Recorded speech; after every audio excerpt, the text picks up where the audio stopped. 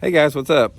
Welcome back here to today's edition of Intuitive Angling, and really appreciate you guys spending some time with me and checking today's video out.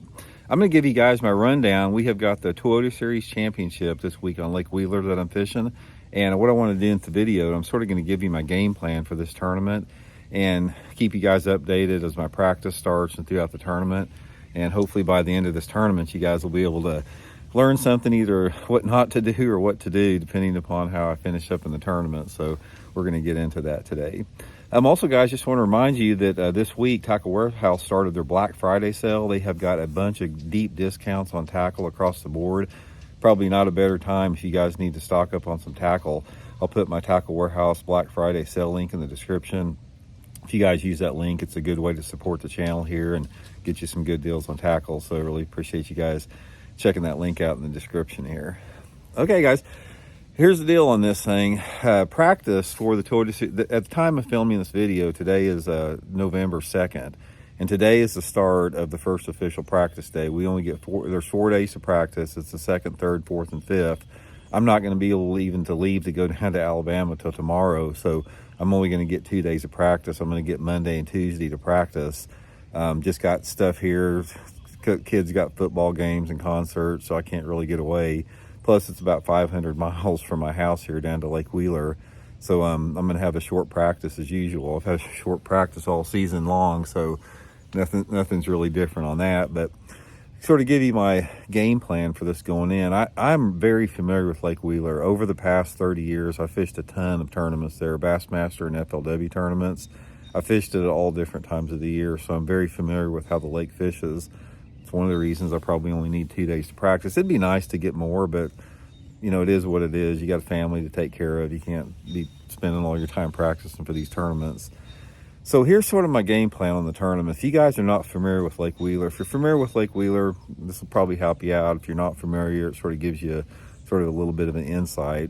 Wheeler is sort of a hybrid river lake type of deal. It's a river impoundment, TVA river impoundment. So you got some significant current that comes through at times, and it's fairly narrow lake. It's fairly long. It's not really like some of the other TVA lakes in the terms you don't have a lot of offshore like drop-offs and stuff. Throughout the length of it, you've got part of the lake that is sort of riverine. That's just nothing but basically riverbank for about probably 20 or 30 miles. And then you have an area opening up that's called the Decatur Flats area, which is probably the most popular area of the lake, which will get a lot of fishing pressure. This particular area is sort of signified by it's a big shallow flat with shallow stumps and grass and some ditches in there. A lot of notoriety behind that place, but it also gets a lot of pressure. And then you got some just oddball type, shallow structures through the mid part of the lake, like barge tie-ups, docks here and there, shallow rocky banks, flats, that type of stuff. And on the lower end of the lake, it gets a little bit steeper, and you got some steeper rocky banks and some creek arms and, other type of shallow cover. So there's sort of a diversity of things to fish in this particular tournament. Now, in the Toyota Series tournament, they pay $200,000 for first prize.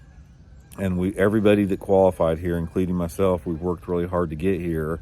So when you go to a tournament that has almost $250,000 with bonuses for first prize, you're fishing to win the tournament. And that's a cliche, but it's not at the same time, because when you're trying to put yourself in position to win the tournament, you can't waste your time, especially if you have a short practice time, fishing techniques and type of patterns that will not produce that, because there's not, depending upon the lake that you're fishing, there's not a lot of potential things that can actually win the event. Winning the event is rare. There's a lot of different things you can do, like to cash a check, or finish in the top 30 or 40 in the tournament. You could probably do a lot of junk fishing on Lake Wheeler and scratch out a 30th or 40th place finish and come home with $1,500, but that's not what you're there for. So my game plan in this tournament is to use all the knowledge I have on Lake Wheeler to put myself around the areas that I know that historically have potential to produce winning bags of fish.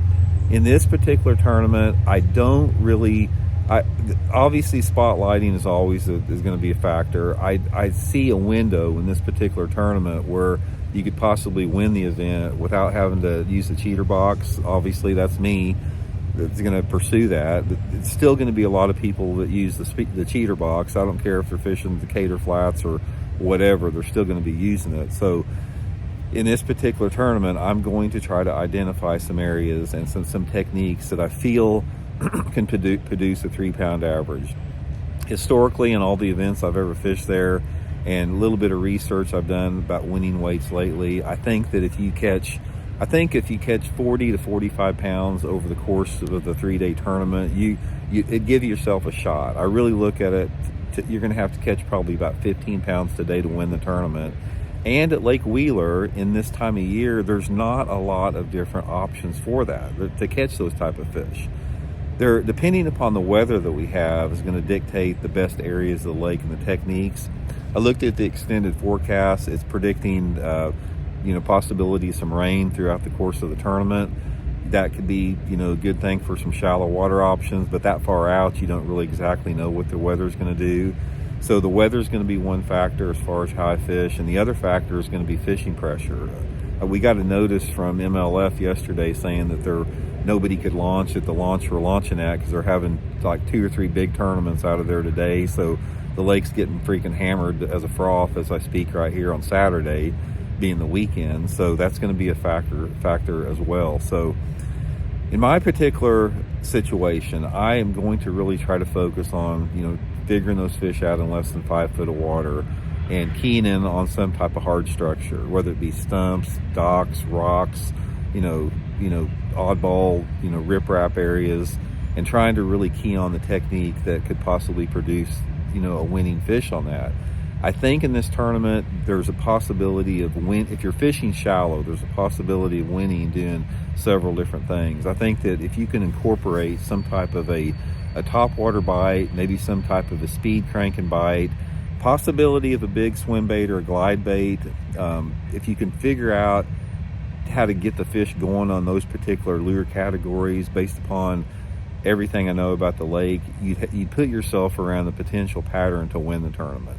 So I'm really going to try to incorporate some of those elements in my practice. I'm going to try to get some type of topwater deal going, some type of maybe a big glide bait, swim bait. Obviously, I'll be using my throwback jig around some shallow wood cover, and maybe some type of shallow reaction lure, whether it be something like a chatterbait or square bill crankbait or something along those lines.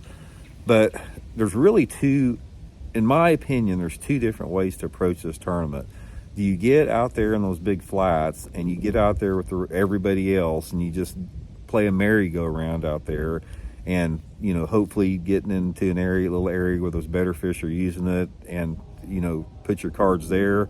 Or do you try to seek some more off-the-wall options, whether it be some hard-to-get-in creek or some type of a shallow water pattern that you can run throughout the lake?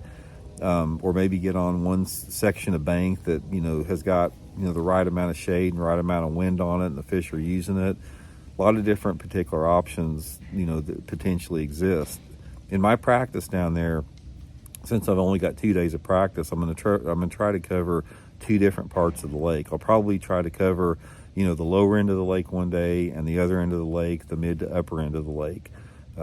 Shorter practice days this time of year. We got short daylight hours, so it's not that you have to go out there and catch a fish. You just sort of have to get dialed into the area of the lake that has more life and more activity at the time time you're there. But all the other tournaments I fished at Lake Wheeler, and I've had some good events there. I've had several top 10s over the years. I'd almost won a Bassmaster tournament there in May one time, Bassmaster Top 100. But every tournament that I have ever fished there, I've usually done pretty good by camping out in 1 or 2 major creek arms and just fishing all the available cover that I have in there, not try to run type of a pattern. The problem you have if you fish those famous Decatur flats out there is, say you'll have 100 boats fishing out there and there'll be 10 boats catch them and then everybody else sucks. That's sort of the way that place works. So, and I don't look it to be any different in this particular event. But anyway, guys, I'm going to start practicing on Monday down there. So I'll give you guys my practice report when I get off the water Monday, sort of let you know how everything went. And I'll keep you guys updated as the week goes on. So really appreciate you guys following me, and we'll talk later.